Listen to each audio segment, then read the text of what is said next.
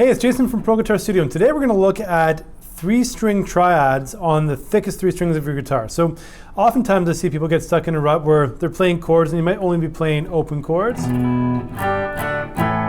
bar chords, right? And usually with bar chords we have 4 shapes. We have a major and a minor and a major and a minor. So what I'm doing here is we're going to take 3 strings, the thickest 3 strings, which aren't often used, aren't as often used, but I love to use these, and turn them into the triads that will create your chords as opposed to playing bar chords or open chords. Okay, so it's the same idea. We're using the same 3 notes as you would for a bar chord, but we're going to do it in a different way. So the 2 chords that we're going to do today are B major and C sharp minor. So usually like this or like this. Those are the main 2 ways you see someone play this, right? But we're going to take it and turn it into 3-string triads on strings 6, 5, and 4, which sounds like this.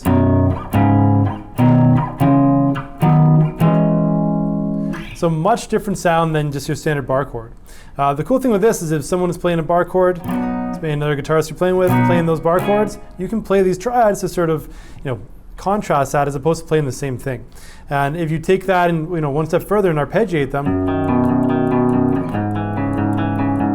and someone else is like,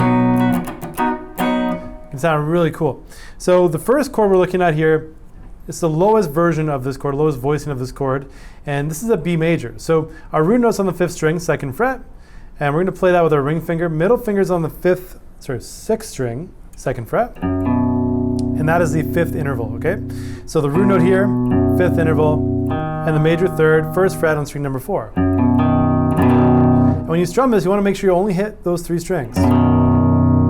I should also mention the rhythm I did in the example is not the main part of this lesson. I just want to show you how to play these individual chords, okay? Because the rhythm I'll show you in a moment, but that's not the focus here, because it can be sort of confusing at first.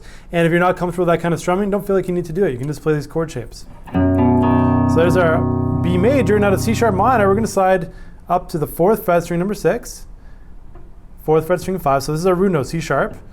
G sharp is our 5th. And our minor 3rd is the 2nd fret, string number 4.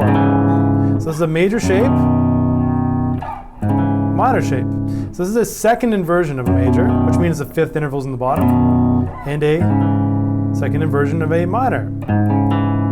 Okay, so you can play those anywhere you want on the fretboard. Next shape is a B major, root note, pinky finger, string number 6. 3rd is the 6th fret, string number 5. And your 5th is the 4th fret, string number 4. Same thing if you want to strum it. Block out those thinnest 3 strings. So we had this. B major and C sharp minor slide up to fret number 9. That's our root note. Minor 3rd is the 7th fret, string number 5. And then the 6th fret, string number 4 is our 5th interval. C sharp minor there, right? B major, C sharp minor.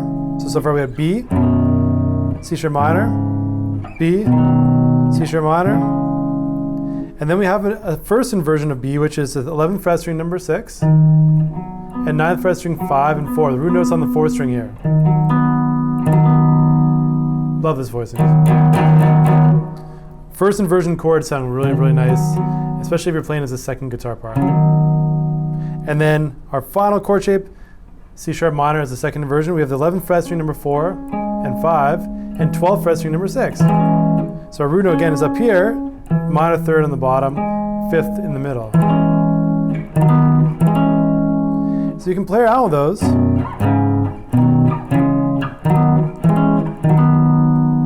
And you can play this anywhere in the fretboard. You can play any kind of key if you want to do, for example, on that first chord shape, instead of a B, if you want to do an E, you just got to find that E note on string number 5. This is F sharp. So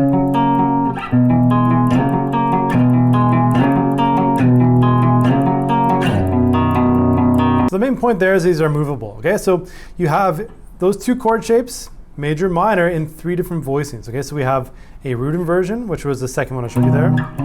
We have the first inversion, which is the final one, and a 2nd inversion. But when I think of these, I don't think of them in inversion names. Like if someone asked me what they were, I would tell you.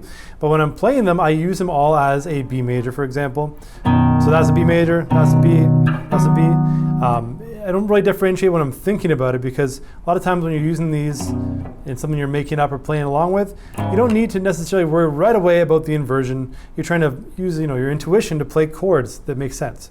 So think about them as B and C sharp minor, or major minor, major minor, major minor, and then you can worry about the inversion type afterwards once you get your fingers used to these. And you'll notice that as you work through any given key, there's a certain set distance. So you can start to analyze how far you need to move to be, for example, B major first inversion, second inversion, root inversion. You'll see that going from 2 to 7 is 5 frets. So knowing that distance can sort of help you out. So again, the rhythm here is not the focus, but I'll show you here. What I did there is, so I'm going down, up, and I do up, down. Now in between, I'm doing some scratch drums. So down, up, down, scratch drum, up, and then down, up, scratch, down.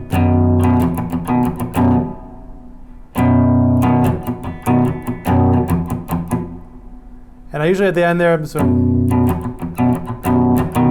do one more up strum. So down and then up, and then 2 scratch drums at the end. Again.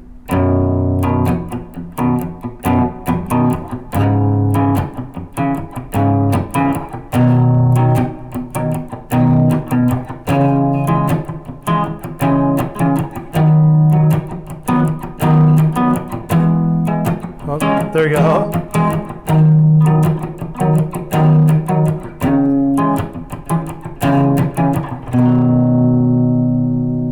I stuck in an E major chord there without realizing it.